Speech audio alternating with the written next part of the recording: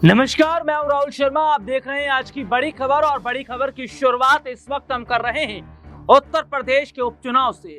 उत्तर प्रदेश के उपचुनाव की तारीखों में बदलाव के बाद सियासत तो शुरू हो गई, लेकिन अब ऐसे में सवाल तो ये भी खड़ा हो रहा है कि क्या उपचुनाव को जीतने के लिए भारतीय जनता पार्टी धांधली करने वाली है? क्या चुनाव आयोग के साथ मिलकर वो बड़ी साजिश रच रही है? और आखिरकार ये क्यों कहा जा रहा है कि भारतीय जनता पार्टी अब बूथ को कैप्चर करने की कोशिश कर रही है?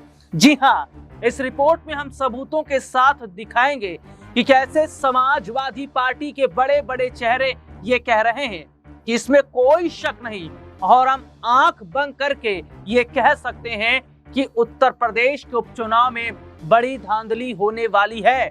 और इसके साथ ही साथ इसमें सरकारी अधिकारी, चुनाव आयोग, ये तमाम लोग इसमें मिली भगत है, और सरकार की तो इसमें मिली भगत है ही।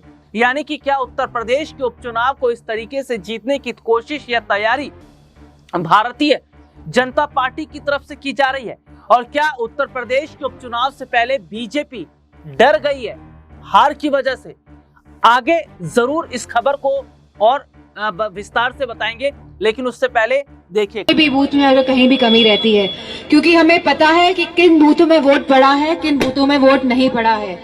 और यह करहल की जो विधानसभा की जो इस सीट का जो चुनाव होने जा रहा है, ये बहुत ही महत्वपूर्ण चुनाव है हम सभी के लिए, क्योंकि कहीं ना कहीं पूरे प्रदेश और देश को भी ये संदेश देने का काम करेगा यह चुनाव।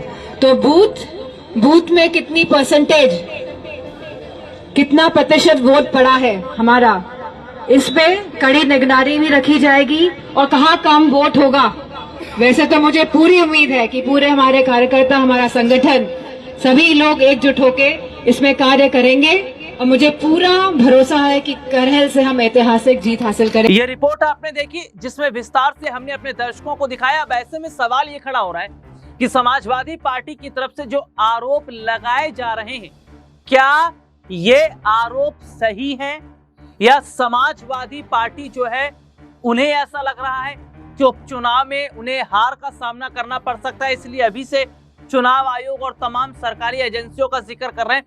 लेकिन समझिएगा, बहुत ध्यान से समझिएगा। देखिए, उत्तर प्रदेश के उपचुनाव की जो तारीख थी वो 13 तारीख थी। चुनाव की डिक्लेरेशन हो चुकी थी कि 13 तारीख को चुनाव होना है, लेकिन अचानक से फिर खबर सामने आती है और चुनाव आयोग ऐलान करते हैं कि 13 तारीख को नहीं साहब, 20 नवंबर को चुनाव होने हैं। उसके बाद ये कहा गया कि अचानक इतना बड़ा बदलाव क्यों हो गया?